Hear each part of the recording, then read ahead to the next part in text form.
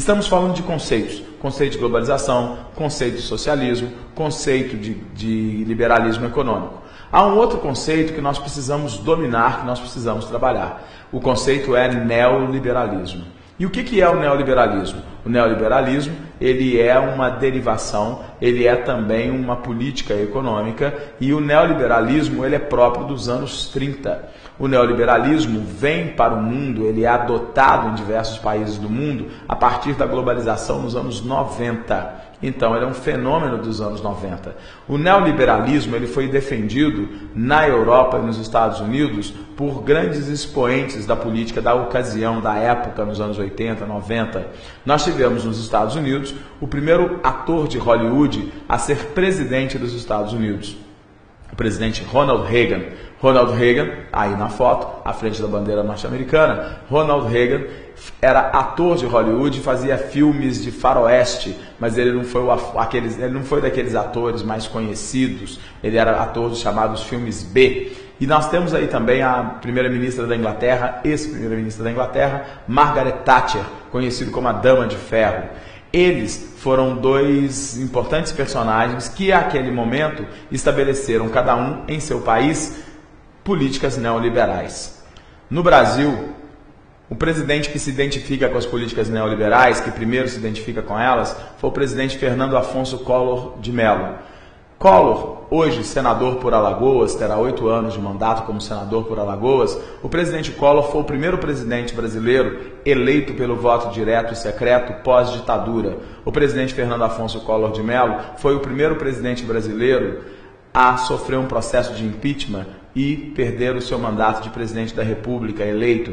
O presidente Fernando Afonso Collor de Mello, dentro da política neoliberal, foi o primeiro presidente brasileiro a privatizar. E ele privatizou o quê? Ele privatizou a Companhia Siderúrgica Nacional. A saída do presidente, além disso, o presidente Fernando Collor, dentro dessa visão de neoliberalismo, ele também abre o mercado brasileiro, e é bom que se diga, isso foi extremamente importante e positivo para o Brasil, ele acabou com a reserva de mercado no Brasil. Ao acabar com a reserva de mercado, ele permite que empresas concorrentes estrangeiras possam exportar os seus produtos, como por exemplo automóveis, para o Brasil. Isso foi importante por quê? Isso foi importante porque a indústria automobilística brasileira, tendo um produto que, de comparação, tendo competição estimulada, a indústria brasileira pôde produzir produtos de melhor qualidade, mais baratos e evidentemente que isso foi muito importante para a realidade presente no Brasil. Uma vez saído o presidente Collor, nós tivemos aí um período de governo do presidente Itamar Franco, mas já que estamos falando de neoliberalismo, nós não podemos dizer que Itamar Franco tenha sido neoliberal, ou que tenha tomado alguma medida de neoliberalismo, identificada com neoliberalismo. Já Fernando Henrique Cardoso, não. Fernando Henrique Cardoso, sociólogo, aposentado, era um neoliberal. Por que Fernando Henrique é um neoliberal? Porque o neoliberalismo é aquela política econômica que defende o quê? Típica dos anos 90, mas que defende a ideia de Estado mínimo. E o que é esse Estado mínimo? O Estado mínimo, segundo os neoliberais, seria aquele Estado que deve garantir aos seus cidadãos saúde. Além da saúde, educação. Além de saúde e educação, também segurança.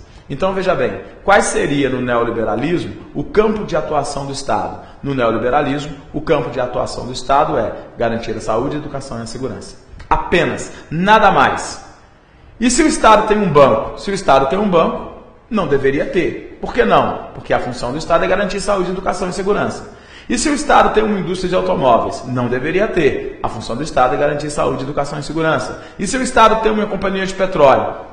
Então, se o Estado tem companhia de petróleo, indústria de automóveis, se o Estado tem qualquer coisa que não seja saúde, educação e segurança, o Estado deve privatizar aquelas empresas que não dizem respeito à saúde, educação e segurança. Então, o neoliberalismo é a ideia de Estado mínimo, privatizações. E é inegável que no governo do presidente Fernando Henrique Cardoso, que nós tenhamos tido a ideia de Estado mínimo nos anos 90. É quando ele chega ao poder. Então, nós tivemos uma visão de que era preciso privatizar a Vale do Rio Doce, de que era preciso privatizar o sistema de telecomunicações, de que era preciso privatizar. E com o dinheiro das privatizações, o Brasil teria o quê? O Brasil teria saúde de primeiro mundo, educação de primeiro mundo, segurança de primeiro mundo. É o que temos? Eis a questão.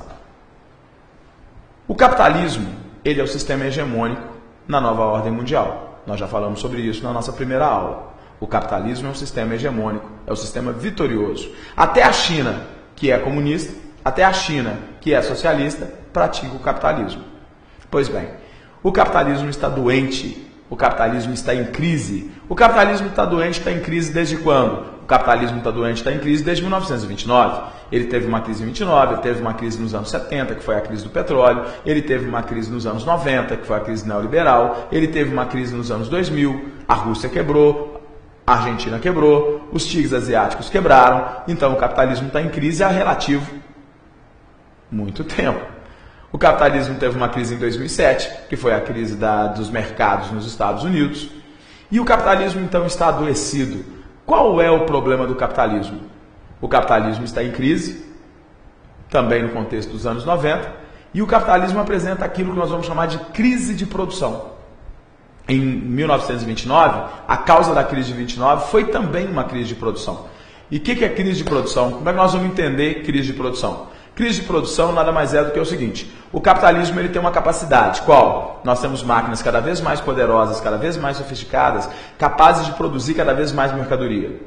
Mas é bom lembrar Henry Ford primeiro. Henry Ford disse: se eu vou produzir automóveis em massa, o consumo tem que ser também em massa. Mas o que está acontecendo no capitalismo? Segundo a ONU, nós temos hoje mais de 1 bilhão de pessoas no planeta vivendo com menos de $1 por dia. Você já imaginou isso? 1 bilhão de pessoas no planeta vivendo com menos de $1 por dia? Isso, senhoras e senhores, não dá nem R$60 por mês. Nem R$60 por mês. 1 bilhão de pobres. Essas pessoas, não por culpa própria, mas a verdade é que essas pessoas são o que para o capitalismo? Desconsideráveis. O camarada que tem menos de $60 e precisa dar conta das suas outras necessidades, ele não é consumidor, então ele não interessa para o capitalismo. E o capitalismo não vai se sustentar com bilhões e bilhões de pessoas vivendo com $1 por dia ou menos de $1 por dia. A ONU afirma que hoje nós temos mais de 1 bilhão de pessoas desnutridas no planeta. Ora, pessoas desnutridas, mais de 1 bilhão, isso significa o quê? Mais de 1 bilhão de pobres. Como que essas pessoas vão se sustentar no sistema capitalista? Como que o sistema capitalista será sustentado por essas pessoas? Resultado, eu tenho uma crise de produção. E o que é uma crise de produção? Crise de produção é aquela na qual eu tenho a capacidade de produzir cada vez mais mercadoria, mas não consigo produzir na mesma proporção consumidores. Não há geração de riqueza suficiente para transformar as pessoas em consumidoras e com isso dar conta das mercadorias produzidas. Resultado, eu tenho mercadoria de mais e consumidores de menos. Esse é o grande problema do capitalismo hoje.